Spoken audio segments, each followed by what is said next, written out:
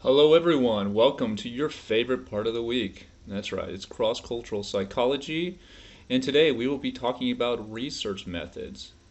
So, without further ado, let's get into it. All right, so we have our chapter objectives, which I will not be reading. And wait, there are more chapter objectives. But what's now? No, wait, never mind. There are more chapter objectives.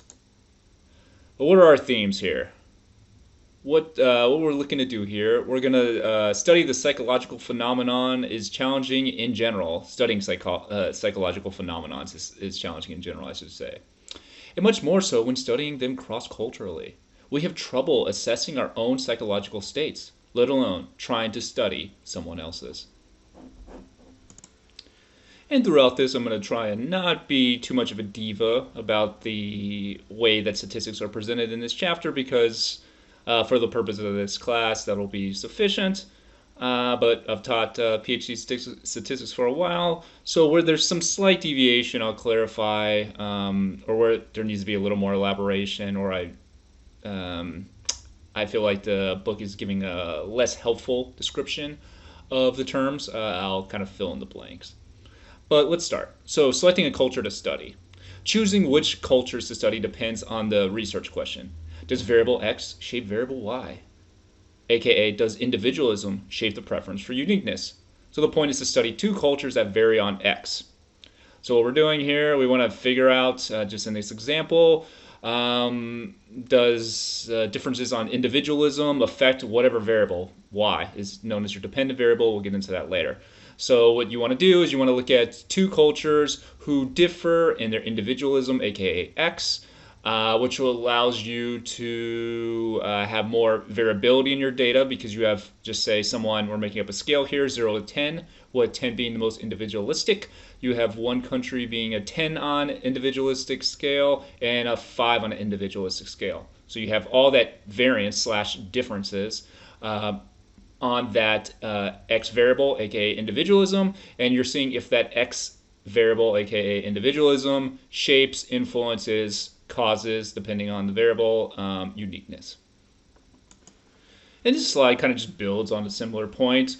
But if the goal is here to test the universality of X, so back to we'll talk about theory of mind. So if your research question is variable X universal, and X being is theory of mind a universal psychological process, you study two cultures that are actually different on many dimensions. Similarities between them suggest a high level of universality. What that basically means is if you select two different cultures and they're just different on everything, they're just completely different.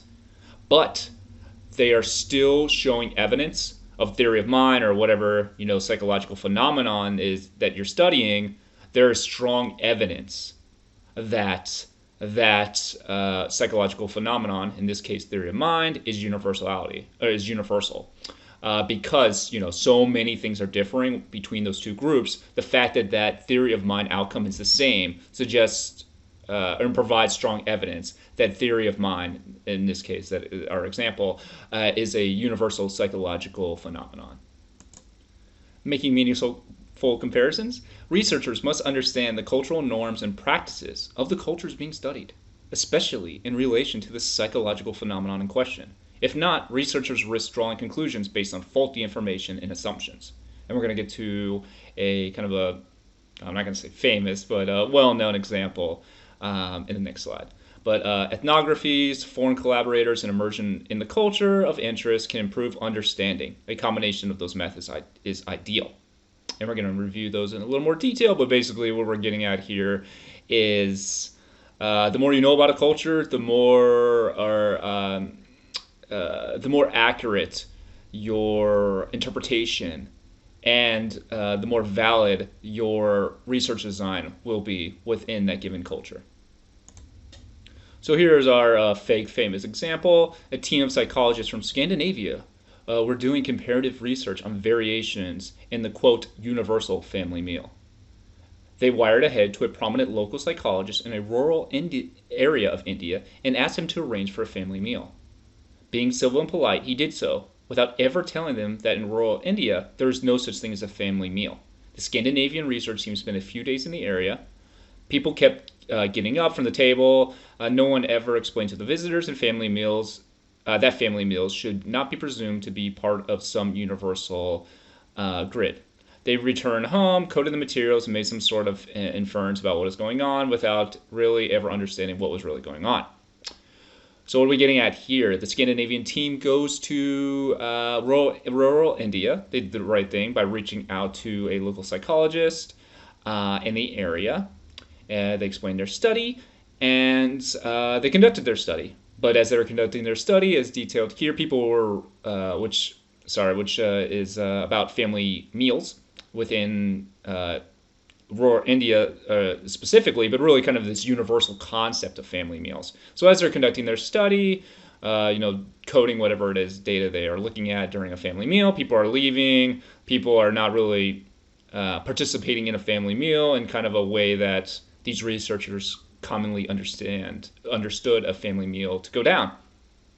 So they're just like, okay, yeah, whatever, man. So then they return home, they coded the data, and then they're just interpreting that data, even though there is no universal family meal within this part of rural India. So again, the idea here is that because these researchers did not understand the cultural norms and practices of the culture, in this case, rural India, they collected faulty data and then made incorrect inferences and drew incorrect conclusions based on a poorly designed study due to ignorance about this culture. Next, researchers need to ensure methodological equivalence, situation in which participants understand the questions or situations in the same way across cultures. Researchers may need to use different methods with different cultures, especially dramatic different cultures. Some cultures may not understand the process of completing psychological surveys, for example. Researchers circumvent many of these problems by primarily targeting university students in industrial societies when conducting cross-cultural resources. So what we're trying to get at here is that different cultures understand different questions and different circumstances, situations in different ways. So there's famous approaches, famous studies in the United States, such as the stranger task, which, I mean, for a rundown of people who may not be familiar with it, a researcher is in a room with a mother and child, and the child is, something like 3 years old, around that age. And then the parent leaves the room, leaving the child behind. And then a stranger, a minute later, a stranger that the child does not know enters the room, and you video record how the child interacts with the stranger, what their behavioral responses are, what their emotional responses are. And then you have the stranger, who obviously is working with the research team, leaves the room, and then the mother re-enters the room, and then you code the reactions to the mother returning in the room. So you basically code all those behaviors. Now, researchers, I should say, in some cultures, that behavior would be very strange. It may not be common to leave a 3-year-old alone in a research, alone period, and may not understand the point of this. Who cares that how a child is interacting with a stranger? So kind of like not understanding that situation, what it is that the researcher is getting at, can make you draw incorrect inferences about your data, because the participants literally don't know what's going on, and they are interpreting the research experiment in ways that would be typically unexpected in a United States undergraduate or suburban mom in the United States, for example. But as I stated, one way to get around this is to just target university students within a different culture. But there are limitations to using this workaround. So, for example, generalizability, the extent to which findings generalize beyond the samples being studied. Do the findings apply to non-student populations in industrial societies? What about populations in subsistence cultures? Power, which is the ability to detect an effect to the extent that an effect actually exists, i.e., is there a cross-cultural difference? Since university students in industrial societies share similar experiences, are cultural experiences diluted when studying them? So basically, power here is a statistical term, and beginning at it refers to the ability of your statistical model, aka just like the analysis you're doing, the ability and the extent to which your models, your analysis can detect differences between those two groups. So the idea here is that if those two groups are very similar because they both attend universities, therefore there won't be enough differences within your data, and therefore you're actually diluting the cultural effects between the two groups because they're so similar, right? They're not actually generalizable. They're not representative of the typical population. So for example, if you're looking at Japanese samples and you're predominantly looking at the University of Tokyo or whatever, those cultural differences will be less looking at Tokyo University students and University of West Florida university students. Those differences will be less. Those cultural differences will be less because they're both university students. So you're kind of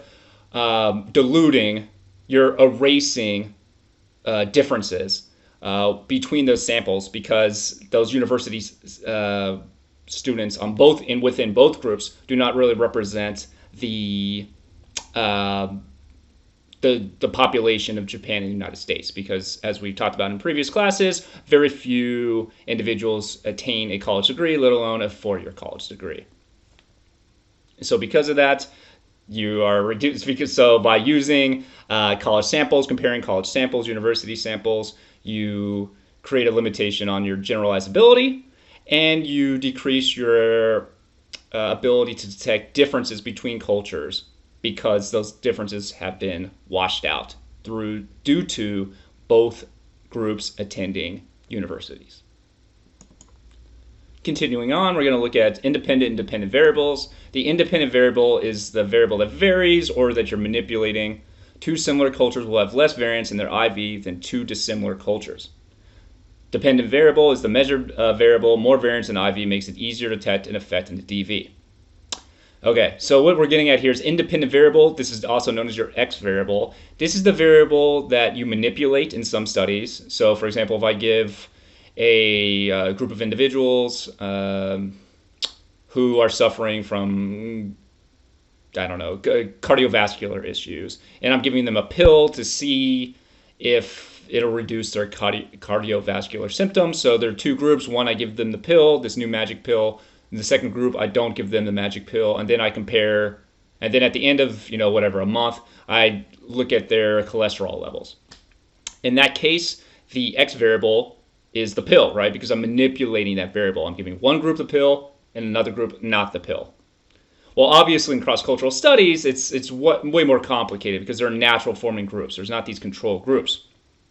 So another example would be a group that's exposed to a natural disaster and a group that isn't exposed to a natural disaster. A group that's exposed to war and not exposed to war. So it's the variable that kind of varies, or your manipulated variable. So also that can be race, gender, sexual identity, etc. Now, your dependent variable is the measured variable. It's literally, an easy way to think about it is dependent on your IV. So it's your IVs are what you're manipulating. It's those differences within your groups. And your dependent variable is what you're measuring. It's dependent on the differences within those IVs. So back to our drug example, cardiovascular drug. We gave one group a magical pill. The second group not the magical pill, and our measure variable in that case would be cardiovascular symptoms.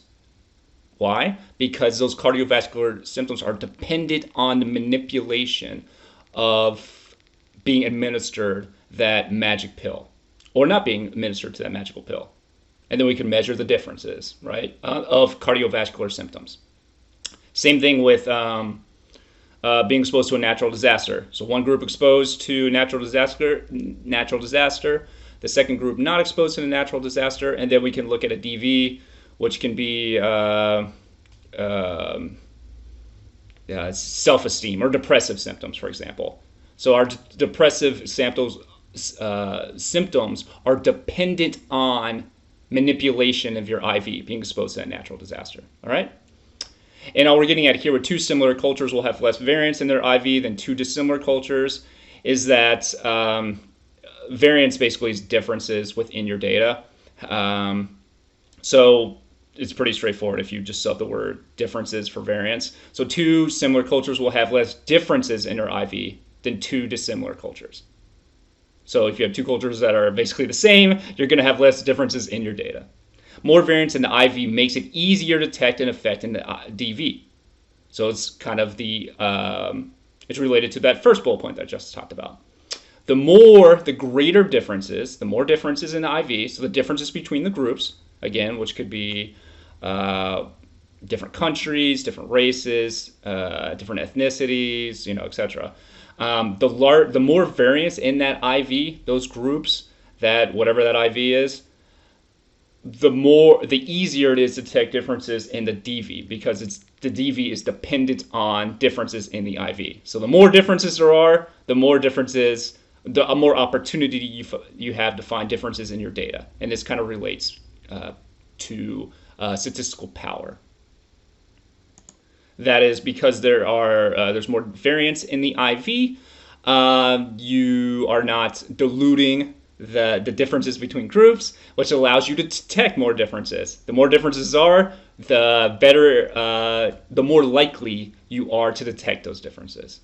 The smaller the differences, the harder it is to detect those differences. And this is basically just everything I said. Comparison of similar cultures, students from two industrialized societies. Limitations are limited variance, again, limited differences. Difficult to detect effects on the DV because of that limited variance, and results in a conservative, less powerful investigation of cultural effects because there's less differences between the group, between the groups, and that could be because you're looking at two universities, sets of students, or very similar countries, say Canada, the United States, or United States and the UK. You are going to have more conservative results. It's going to be less powerful investigation of cultural effects because the cultures are so similar. Another challenge when conducting cross-cultural research is translation of items. The translation of materials is important in cross-cultural research, but can also be problematic. Possible solutions. A bilingual collaborator. A collaborator who is bilingual can decide whether translated materials are appropriate. Back translation. Translator 1 translates material from one original language to the target language. Translator 2 translates materials back to the original language, and then the original and back translated materials are compared and discrepancies are resolved. So anyone who is, who has either worked in cross-cultural labs or, collecting cross-cultural data, or just simply bilingual or multilingual, understands that things do not exactly translate. The meaning of certain concepts, certain phrases are not consistent across culture. So one way to go about this is having one person translate the original language of the text to the target language. So in my case, when I was conducting research in the Democratic Republic of the Congo, within our lab, we spoke English, obviously, and then we would translate the material into Swahili or French. So we'll just stick with Swahili for this example.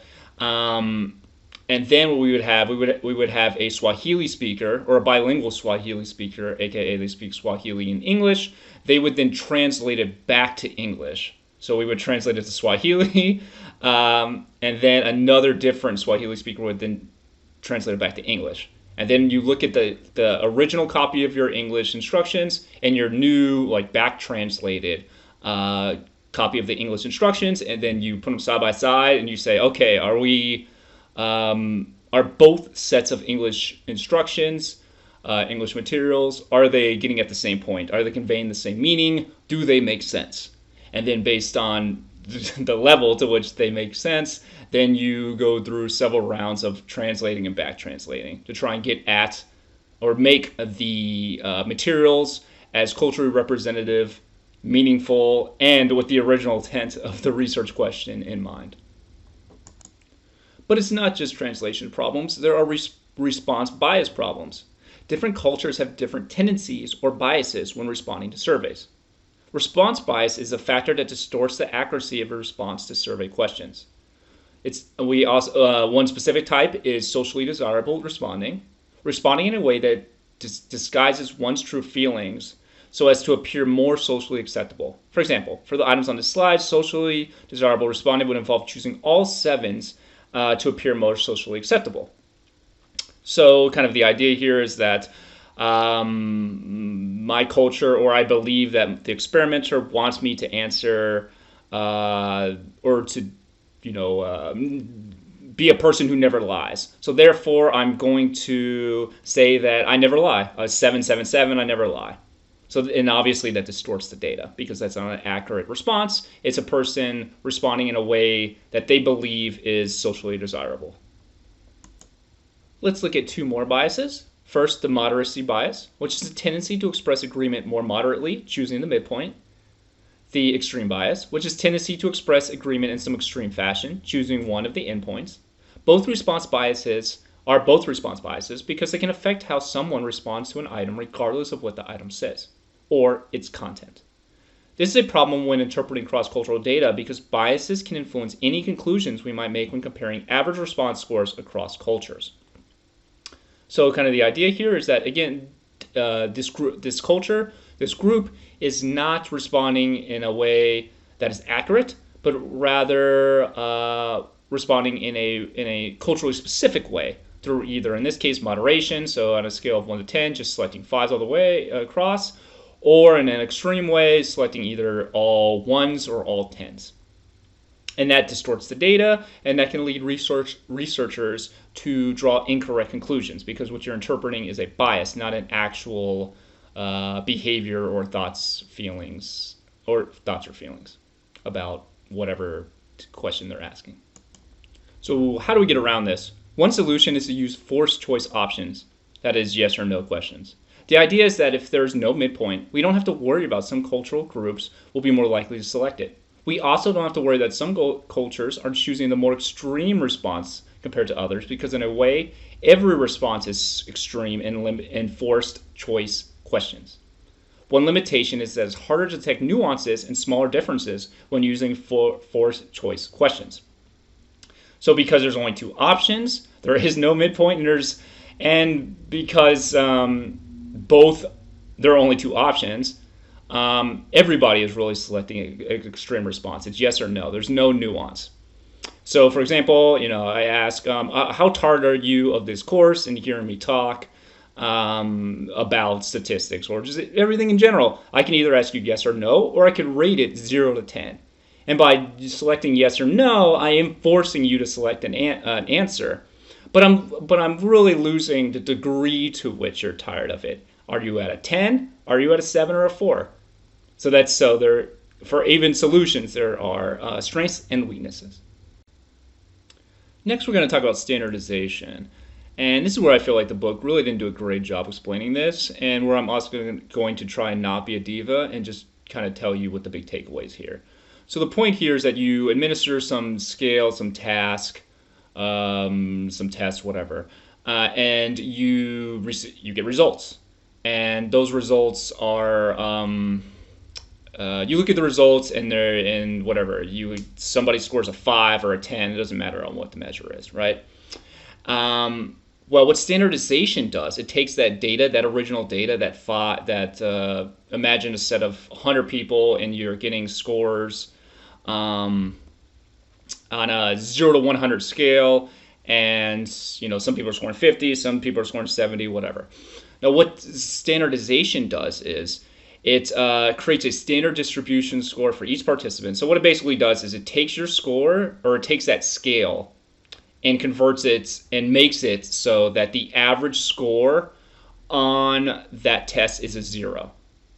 It scores above that 0 indicates that someone is above average, and scores smaller than 0, a negative z-score, indicates that they're above average. So what it did is, again, it took your raw data, whatever test it was, and it transformed that data and made it so that the data, the distribution of the data, if you think of a bell curve, in the middle of that bell curve is a 0 now. Everything to the right of the bell curve, aka positive z-score, means that they scored above average, and everything to the left of that bell curve, negative z-score, means that they scored below average.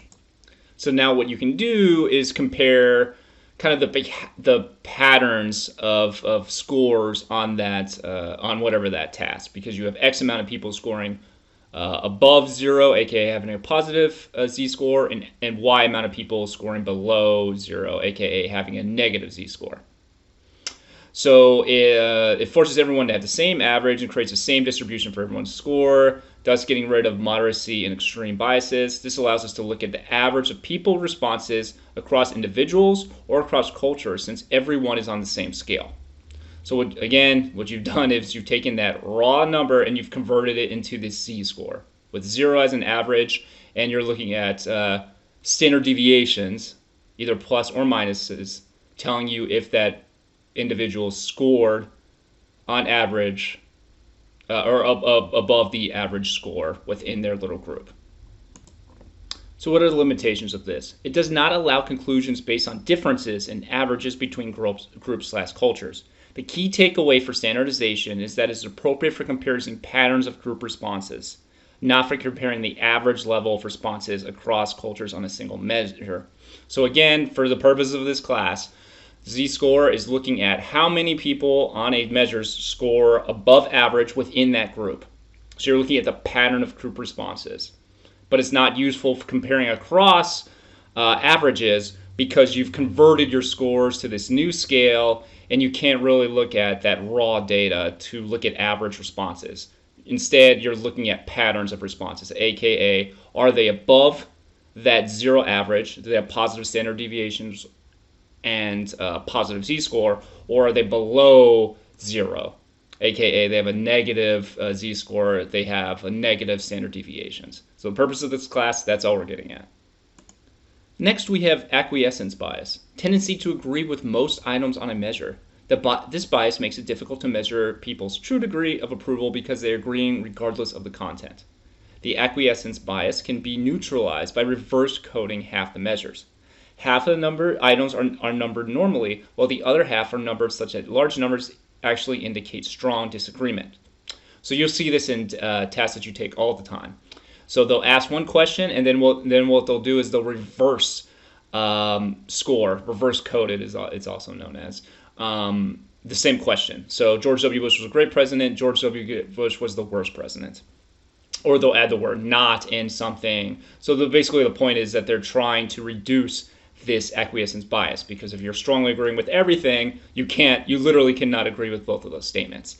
And if they did, then you would kind of just throw out the data. It's an easy indicator, a way to identify people who have high levels of acquiescence bias, or just like Christmas treeing the survey and it's not real data. Reference group effect, created when a participant response to questions depend on the group he or she is using for reference. We tend to evaluate ourselves compared to other people around us.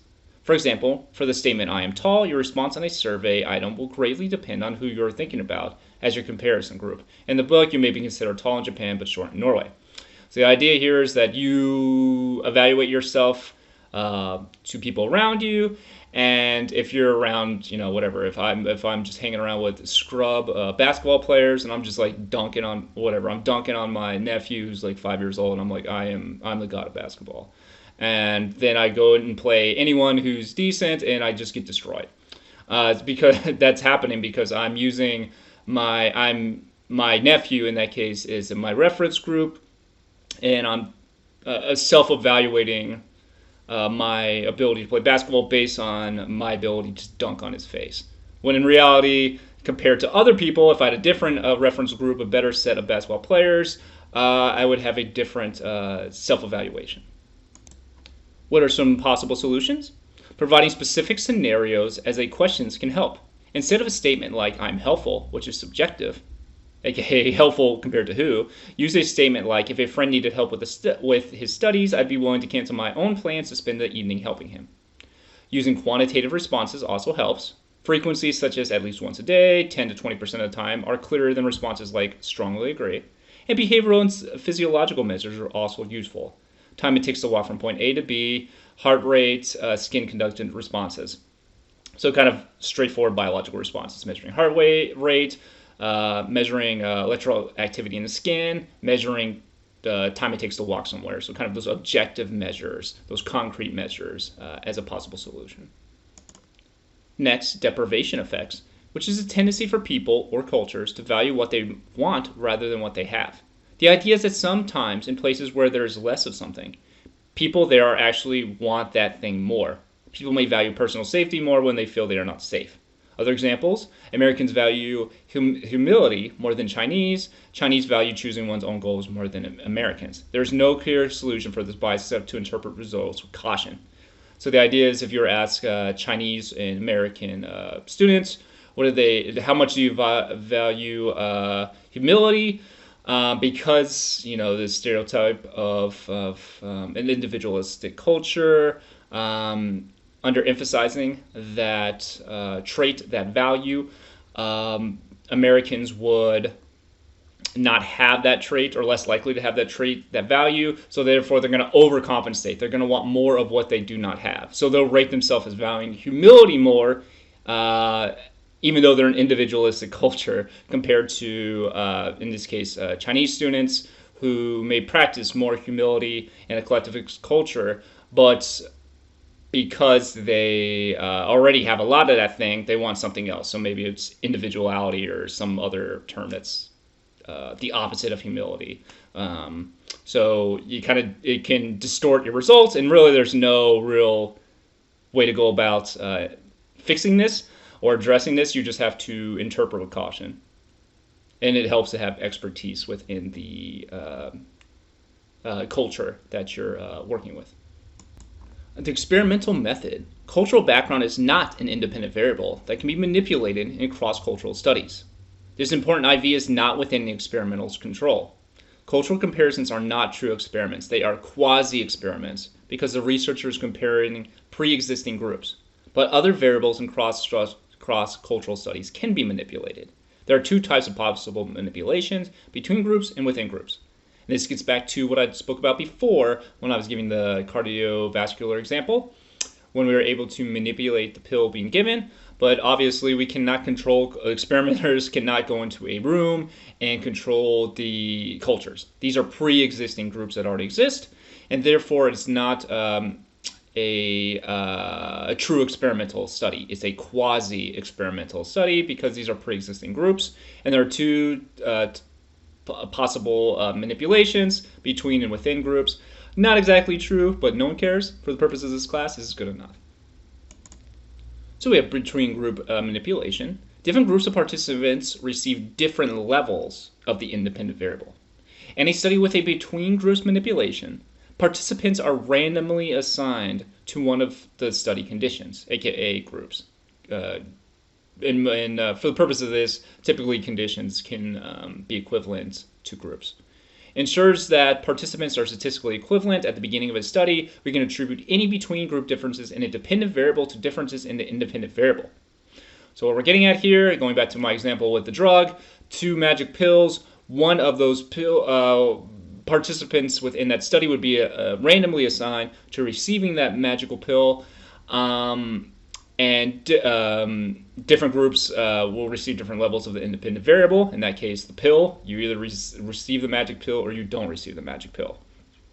In a cultural study, you can look at something like, in a quasi-experimental between group study, you can look at something like attend a private school, the physical discipline within a school, something along those lines. So one group being attending a private school versus not attending a private school, and then you can compare the differences on whatever variable that you're interested in, GPA, whatever. Obviously, you can't always randomly assign that example, so the degree to which you can randomly assign varies depending on the IV that you are using and are interested in. But the more those IVs are similar, or I should say the random selection of people within a particular group, the more we can, the more statistically equivalent those two groups will be, and then the more we can draw stronger conclusions that it's the manipulation of that variable and not some other variables that are causing differences in that DV. Next, within group manipulation, each participant receives more than one level of the independent variable, so participants go through all conditions of independent variable. There's no random assignment necessary for the conditions. However, researchers may randomly assign the order in which participants go through conditions. Some participants go through condition A and then B, while others go through condition B and then A. Within-group comparisons allow researchers to avoid the problem of response bias problem because the within-group comparison is across cultures, or across groups, I should say, that share a response bias. Researchers can also compare a within-group manipulation between different cultural groups. This allows researchers to compare the pattern of means across cultures instead of the magnitude of means across cultures. This is an impactful method in cultural psychology. So let's return back to that magic pill example. So instead of just one group receiving a magical pill and one not receiving a magical pill, which would be between group manipulation, say we have one group receives the magical pill day one of the experiment, and then at day 100 they stop taking the magical pill. You can have then a second group. Group B, or condition B, I should say, not take the magical pill until day 100. So both groups are getting the magical pill, but the order that they're receiving the magical pill differs. So every group within group manipulation receives every condition, every IV in general, or the IV that you're interested in. So it's not either or, it's that everyone receives it and you're looking at differences within the group. And then comparing that pattern of differences within an individual, or even the growth, or so you can compare across conditions A or B, or the kind of growth within an individual. It's within the group. You're looking at changes within an individual. You're not comparing between individuals, but kind of changes. It's changes in group, I should say, changes or differences between groups and changes within a person, within a individual.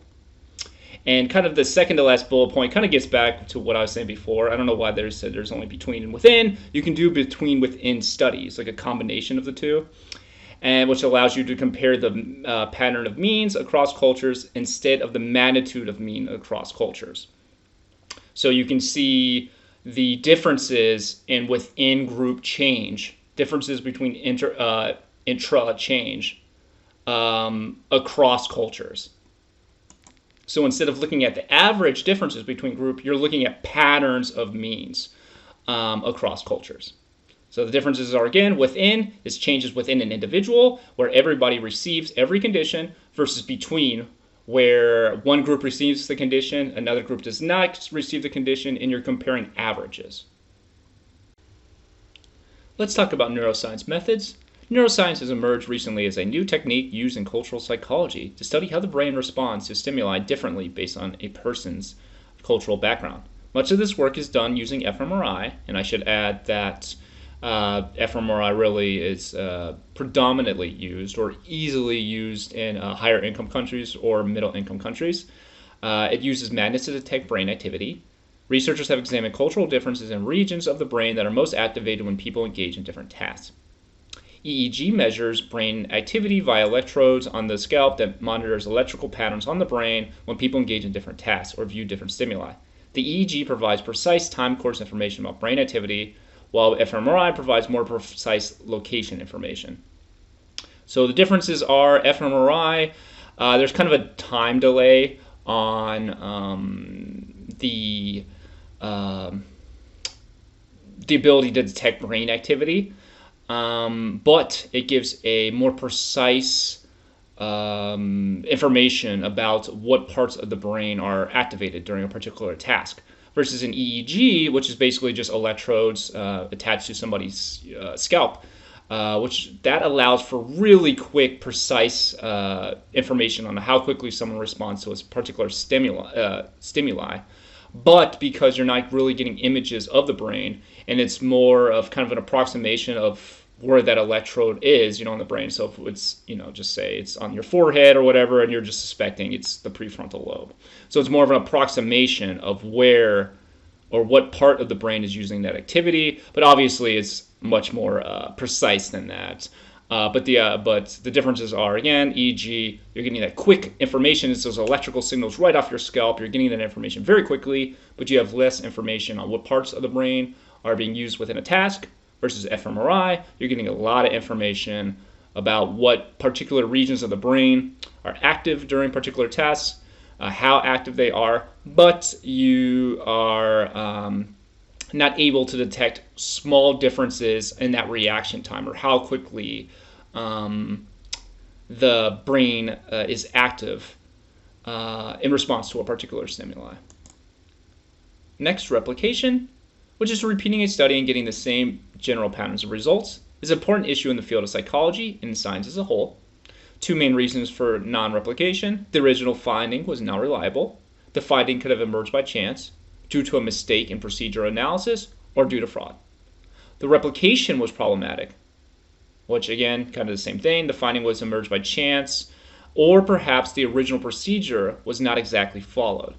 And you get this a lot because researchers typically don't outline the exact methodology that they use step by step, and you kind of have to try and guess and piece it together yourself. So the question becomes, are you replicating even the same study?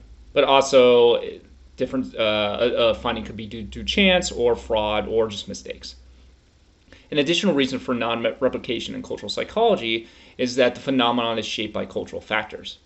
Reliable finding in one culture may not replicate in another culture. However, researchers should expect that a finding replicates when using similar procedures in a similar sample of participants. So the idea here is you try and replicate a study found in the United States, and the idea is not that, this study can't necessarily replicate because you did something wrong or it's by chance. It's just that there are cultural differences, and this psychological phenomenon is not universal, even though you may have originally claimed it was. So therefore, it cannot replicate within that particular culture. But if the cultures are similar, you should expect to see studies should expect to be replicated successfully. Two methods specific to cultural psychology: situation sampling and cultural priming. In different cultures, people regularly encounter a different collection of situations. It is our experiences in these culturally shaped situations that lead us to adopt habitual ways of thinking about ourselves and our world. Situation sampling, a two-step method.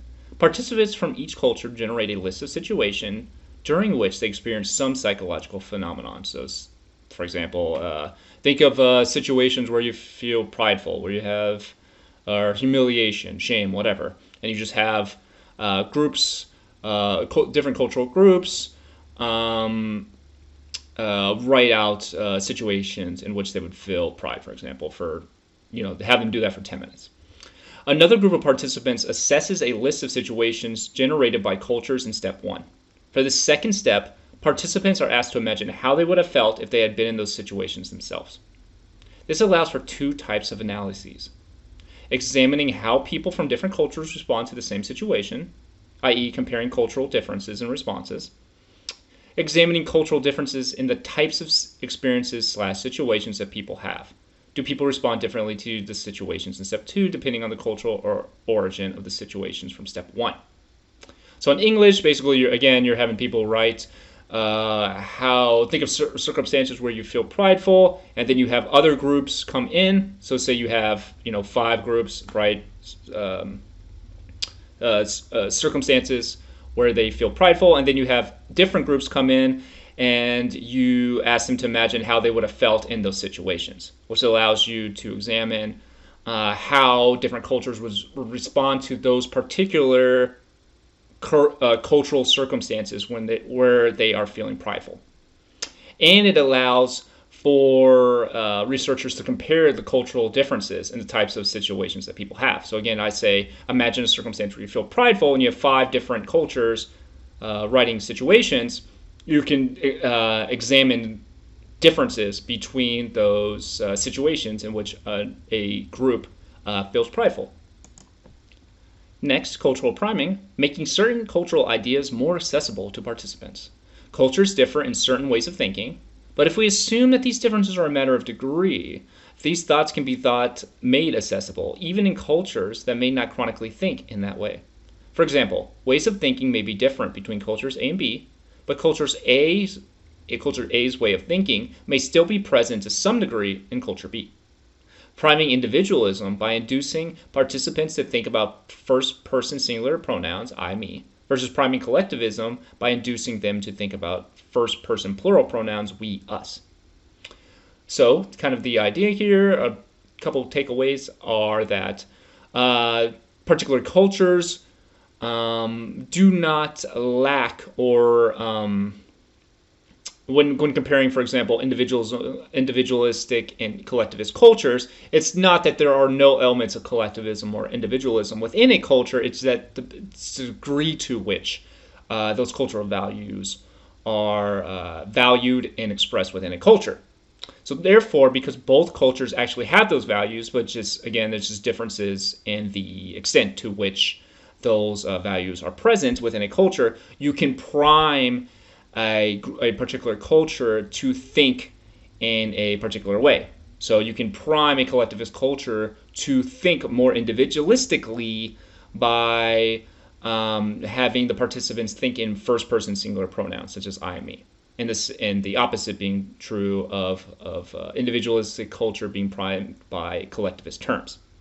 We'll get into examples and specific studies in future chapters, but that's kind of the idea here, is that these values are accessible in both cultures, and researchers can affect the degree to which those values present themselves within a study by priming. Contrasting cultures by categories.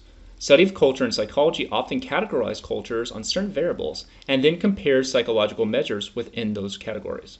Tightness, looseness, for example, the degree to which a culture has strong social norms and low tolerance for deviance from those norms. Creative solutions from loose cultures versus tight cultures were judged more effective for addressing foreign problems, while creative solutions from tighter versus loose cultures were better solutions for their own cultures. Other categories include individualism, collectivism, power distance, uncertainty avoidance, masculinity, and long-term / short-term orientation. So basically the idea here is we have categories, often dichotomous.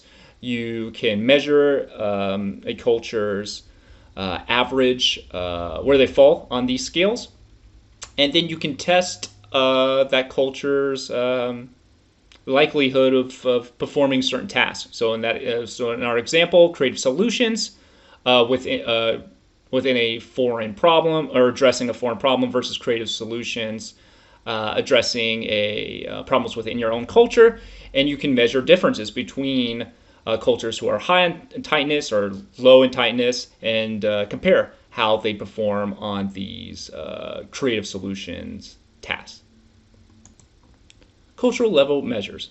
Most methods study people in different cultures, but it is also important to study actual cultures. Ideas individuals receive from participating in their culture can be reflected in cultural messages.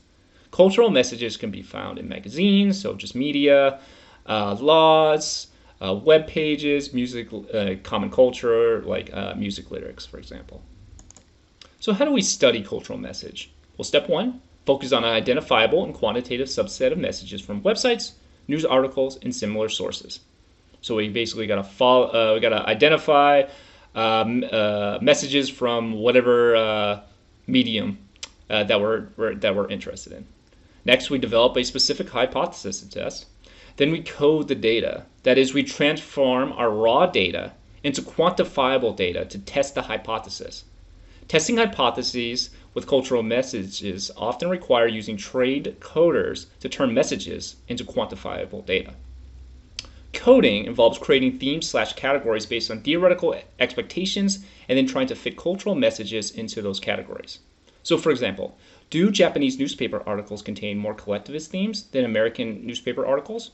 Due to the subjective nature of coding, multiple coders are usually used and they are kept blind to the hypothesis.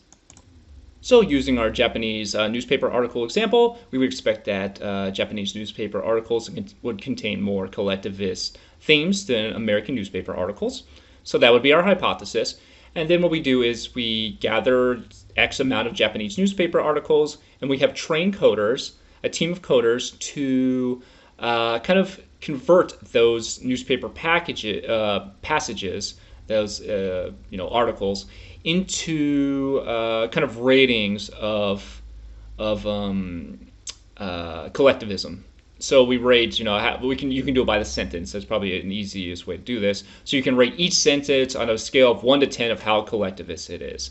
And then, once all the coders do, say you have a group of 3 coders, each coder will code each sentence of the newspaper individually on that scale of 0 to 10 collectivism. And then after all the newspapers are coded, you then gather the coders and you compare the scores on that collectivist measure and then see how similar it is by using specific statistical techniques. And if there are differences, basically you talk it through. And that's kind of one method by which you study cultural messages. The challenge of unpacking. Cultural differences are embedded within vast networks of cultural practices and symbols. To understand what actually creates cultural differences amid the many cultural practices, we need to unpackage them. Unpackaging involves identifying underlying variables that create cultural distances, or differences, I should say.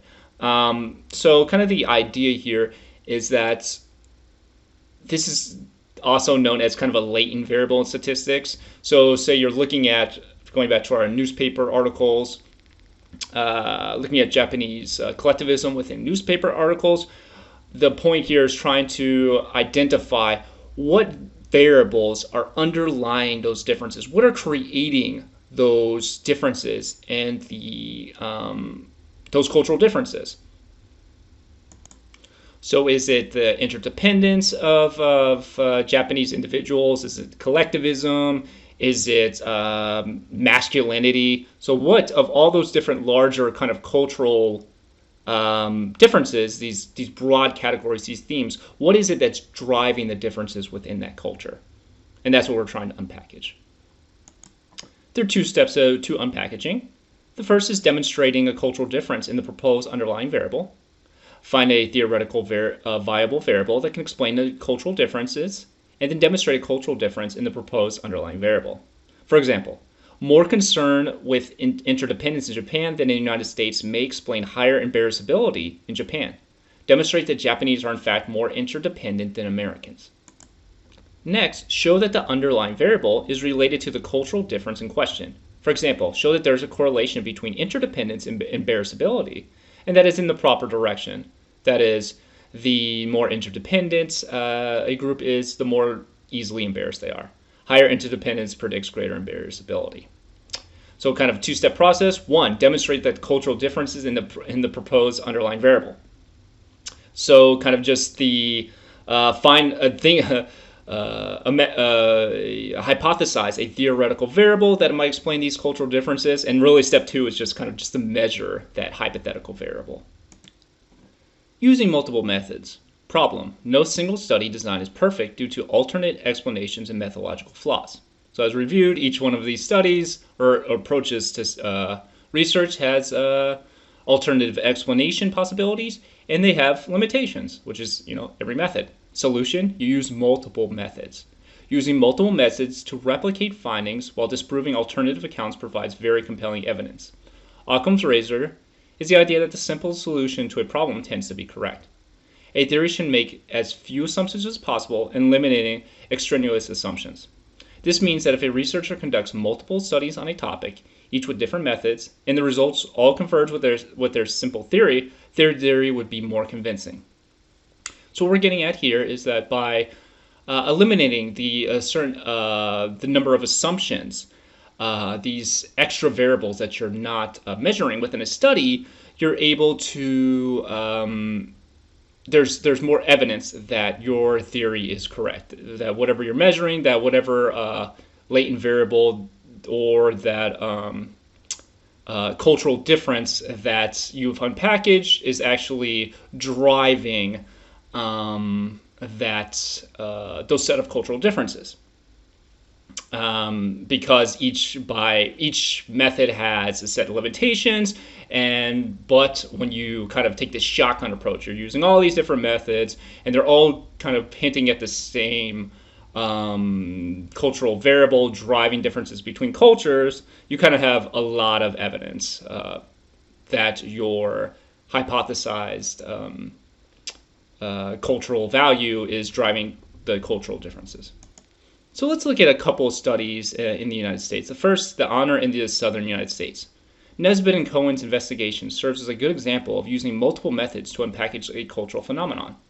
Their observation that the U.S. South seems more violent than the North. The possible explanations initially were temperature, poverty, and the history of slavery.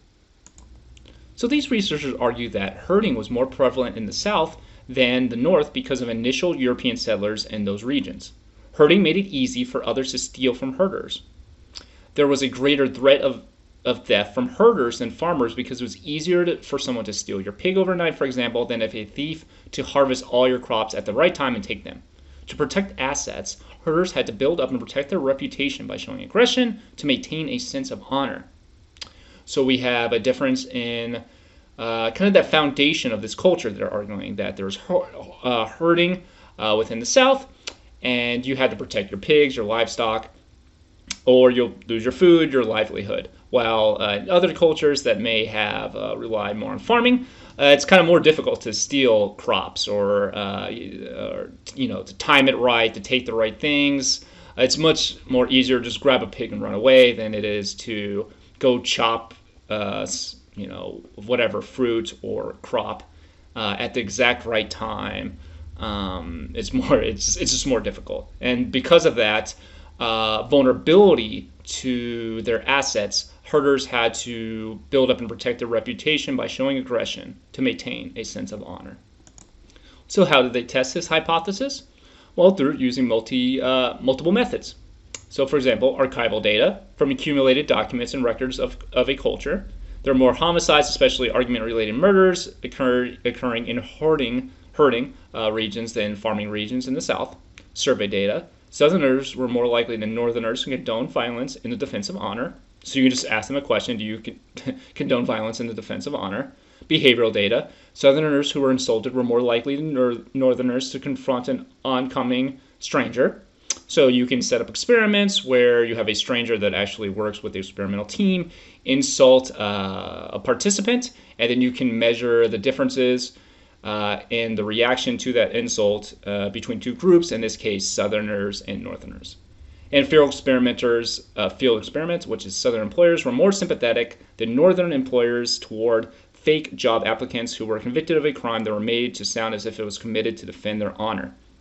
So you can kind of do this naturalistic experiment where you send applications to certain corporations, certain jobs, whatever, and make the applications exactly the same, but change very little details. So you can send, for example, the exact same application to a northern company and a southern company, and include that you were convicted of a crime in defense of your honor, and then you can compare the differences between the likelihood, or do you get a callback? Do you get an interview? Do you get hired? And you can compare that between the two groups. And you can also slightly manipulate that variable, that application. So you can say, I'm going to send two sets of applications to the South, one where I'm convicted of a crime for defending my honor, and one where I'm convicted of a crime for, petty theft.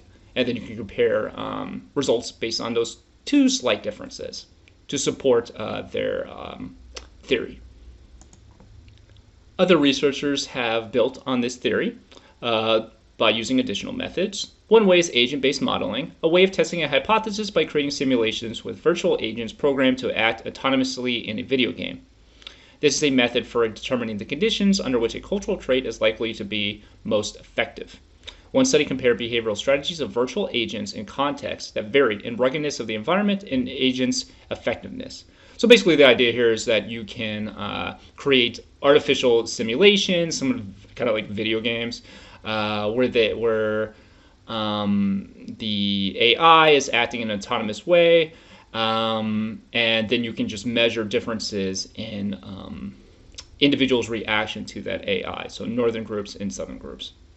Cultures of honor have been found in other tough environments with inefficient policing, including in parts of Turkey, Brazil, Africa, and Spain. There's also been found in some organized gangs. So kind of the idea here is that cultures of honor are found within particular environments due to particular environmental factors. To wrap it up, the summary: studying cultural differences requires knowledge of each culture and understanding of potential issues in designing cross-cultural studies. Solutions include accurate translation and awareness of response biases. Findings are strengthened by multiple methods, including archival and survey data, experimental methods, physiological and behavioral data. It's important to unpackage the nature of a cultural difference or phenomenon, and cross-cultural studies can be daunting but very rewarding and informative when done properly. Thank you everyone for tuning in, and I'll see you next week.